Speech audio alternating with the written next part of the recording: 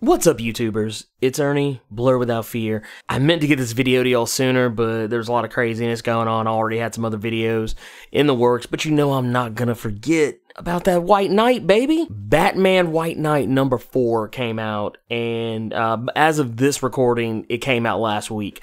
So I'm not gonna waste your time here. Let's just go ahead and get through all the shenanigans. You know the drill. Let me know what comics you'd like to see me do a video on. Sound off in the comments. If this is your first time checking out my channel, consider clicking subscribe so you can become one of Earth's mightiest subscribers and tap that bell button so you know when I post up. Okay, so Batman White Knight. Let's jump right in. As of the last video, we had a couple of questions regarding Jack Napier and his master plan to take down Batman and save Gotham City. And you know what? There were some things, some angles I didn't quite look at. One of the things that I thought was pretty cool about this is because we get to see the plan enacted. And the thing is, I think we keep thinking that Jack Napier's up to something like sinister and crazy, but every time they reveal what's going on, you actually realize, oh, maybe it's not as bad as we thought it was going to be. And we're just that used to seeing the Joker as a criminal. But Jack Napier is going into Bernie Sanders mode. I mean, I'm talking, he's got Duke Thomas out there emceeing his speech to the people of Backport. And I love the fact that when he comes out, Duke Thomas, he's talking about how I didn't like him at first. I wasn't crazy about him. So I started asking around. He said, I went outside my door to see what the police thought about Jack Napier, seeing as how they're always telling us how bad he is. And he said, you know what I figured out? There are no police in Backport. But he's like, but you know who does come to Backport? Jack Napier. And I love that line because he talks about how Jack Napier earned his trust. And the people of Backport, they are on board 100%. But the police, the mayor, they ain't on board yet. To the point that Harvey Bullock is like, he's trying to incite a riot pretty much. Like, they're trying to get a reaction out of Jack Napier. Even the mayor's trying to tell Gordon, like, hey, I need you to arrest him on something. He said, just make something up. We'll figure it out later. But you need to get his ass in jail. And to make matters worse, Batman shows up. Of course, naturally, Batman shows up. And when Batman shows up, he immediately attacks Duke Thomas and Jack Napier in broad daylight. And the people of Backport, they ain't happy about it. Like, it's very visible that they're not crazy about the fact that he just attacked 2 citizens. Harley Quinn tries to jump in and break it up. Everybody's trying to break it up. But Jack Napier, being Jack Napier, he just says, hey, calm down. I'm going to go with the police of my own free will. But just remember, everything was fine until Batman showed up. And he tells the commissioner to get into the squad car with him, and they ride off. And the reason why he came willingly is because he wanted to use this opportunity to talk to the commissioner about a plan that he's wanting to enact. Now, remember in that last video, we talked about the Batman Devastation Fund. Billions of dollars were being used to cover up Batman's screw-ups. Jack Napier only brought that to light because he wanted the people to know that there was that much money just sitting around waiting for Batman to screw up and cause destruction.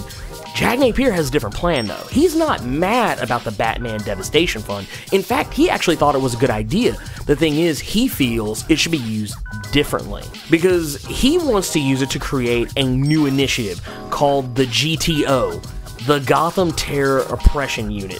And, I mean, it's actually not a bad idea. It's actually something that a lot of people who have been, like, some of Batman's biggest detractors, not just in the comics, but even in real life. People have always said that, well, if Bruce Wayne really wanted to save Gotham, why didn't he use that money to have a better trained police force and, also, maybe give some of those toys that he likes to keep to himself, to the people who could actually use them and help save the city.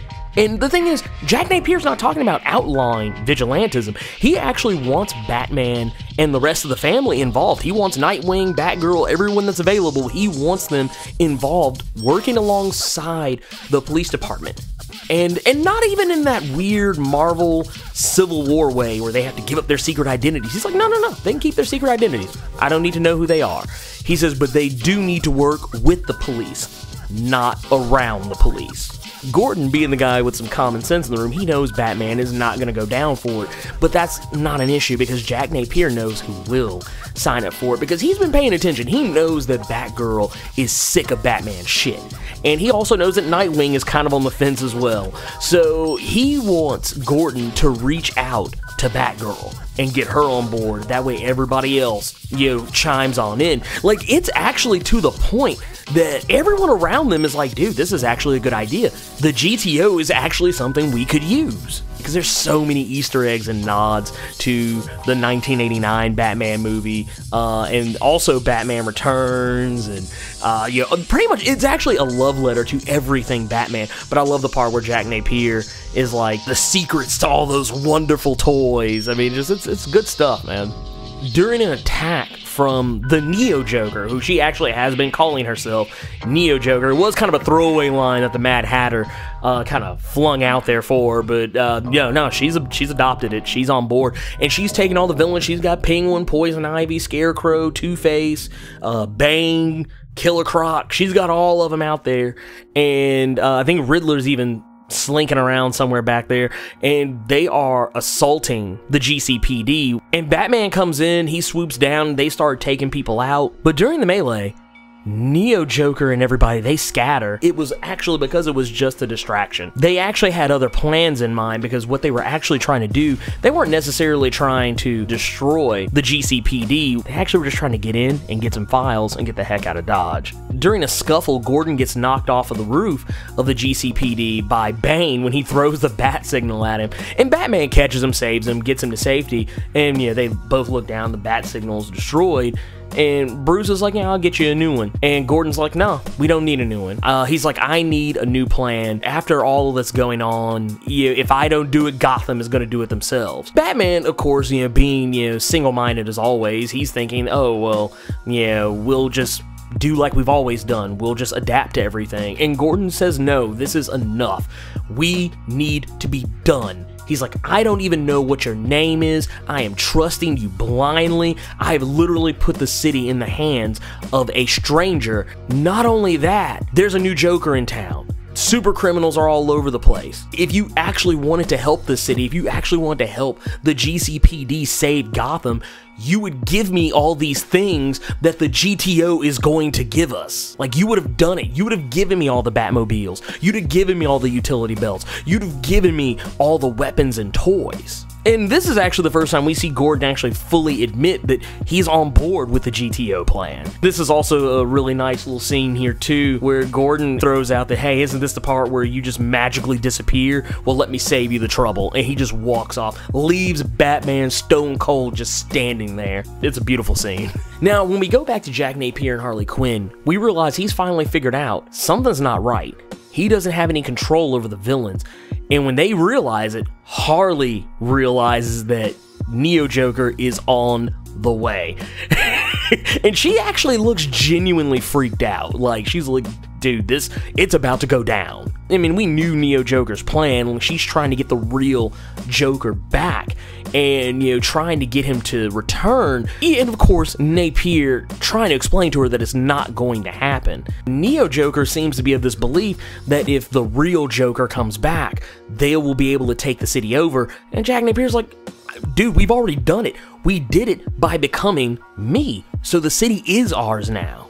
But Neo Joker, she doesn't see it that way, and she says the only way you can defeat me is if you become him. And Jack Napier, he doesn't really respond to it, but we do know he meets with Batgirl and Nightwing. We see what the GTO is plotting to do, and they are retrofitting cars and getting them ready to become like the Batmobiles. Like, even telling Nightwing and Batgirl that they each get their own Batmobile. He explains the whole situation to him. He talks about how the $3 billion a year for the Batman Devastation Fund, it can buy us a fleet of Batmobiles, state-of-the-art crime-fighting equipment. It can get us better coordination, better planning, less collateral damage, all run by Commissioner Gordon. And, like I said earlier, they keep their secret identities. It's a win-win deal. And when he tosses Batgirl the keys, you can see the conflict on her face. Like, we don't know whether she takes it or not, but man, that's a sweet deal. And this is actually the part I feel is the most compelling part of White Knight, at least in this issue, is when they get back to their hideout, Neo Joker and the Mad Hatter. During their conversation, it just kind of casually comes up. Mad Hatter asks her, how long were they together? How did they meet? And we finally kind of get the story on this new Joker, what we have kind of called Suicide Harley, which is kind of funny that that term has been getting thrown around a lot for not just here on this channel, but I've heard other people say it. I've seen it on comicbookresources.com and comicbookmovie.com, whatever. But it's funny because that is actually kind of her backstory. Marianne Drews, the Suicide Harley, the Neo Joker, she was a cutter, and she worked for Gotham Bank, and she recounts when she first met the Joker, talking about how she was cutting herself repeatedly while she was at work in the teller's booth, trying to see if anyone would even notice, what she was doing. And eventually, at some point, Joker walked in and put a gun to her head, and she says right at that moment that when he put the gun to her head, she wanted to all of a sudden be alive. She wanted to live.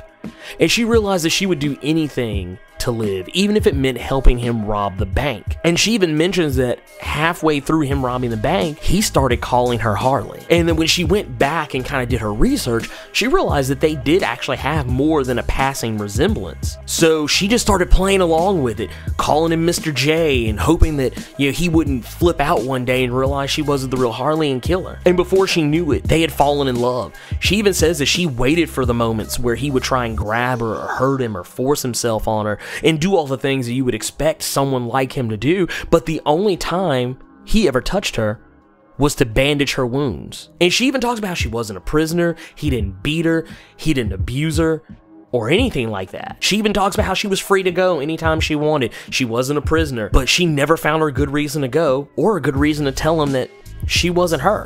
She even muses about how if he hadn't come to the bank that day, she probably wouldn't be alive. And that she knows it's Stockholm Syndrome, and she knows all that that means, but it's the only happiness she'd ever known. But before they can get too sappy about it, they finally get the information in the GCPD files they were looking for. And when they are going through them, they realize there's a ton of security blocking out the files of Victor Fries, who we remember a couple of videos back, we were wondering why was Batman working with Mr. Freeze, and there was also that passing mention of his Nazi technology or Nazi files and all that other stuff. Well, now we know why. It is because the GCPD has files on Victor Fries that he was once a Nazi, and the records are all incomplete. Like, there's redacted blackout marks and everything like that. They're talking about pardons and some deal that they worked out, but that's not really the thing that sets it off, because we know Victor Fries is a criminal. Finding out that he was a Nazi is really not that big of a deal. Have you looked at his last name? Fries. Come on. That's as German as it gets. The thing that blows the lid off of all this, and this is also something that we should have seen coming, because there was some mention of this in that second video that I made, and I just kind of wrote it off because I was thinking, oh, they probably won't go there. Well, apparently they did, because we see Victor Fries shaking hands with Thomas freaking Wayne, Martha Wayne sitting right next to him, and that is how it ends. And like I said, this book, there's not really a lot in regards to, like, the White Knight aspect of it, Jack Napier. We don't really end on this huge cliffhanger of villainy or anything like that. But dude, they've been messing with the Waynes for a minute. Between Batman Rest in Peace, The Court of Owls, the Batman game by Telltale Games, and then this too, they have been screwing around with the Wayne family, like maybe they're trying to make us not care about Batman having dead parents or something, I don't know.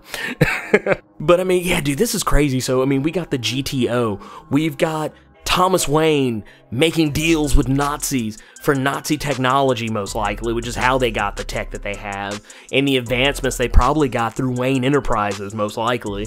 Man, dude, it's like, dude, Jack Napier going full Bernie Sanders mode, and Neo Joker's origin. Dude, this is a lot to unpack. Dude, this is just craziness. So let me know what you all think. What do you think about, Marianne Drews, the Neo Joker, Suicide Harley's origin? What do you think? What do you think is going to come out about Thomas Wayne, shaking hands with the Nazi, or what we now know as former Nazi Victor Fries, Mr. Freeze?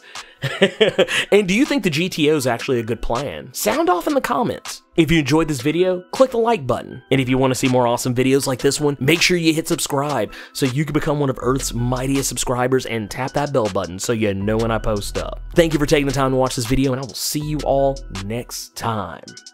Plus Ultra.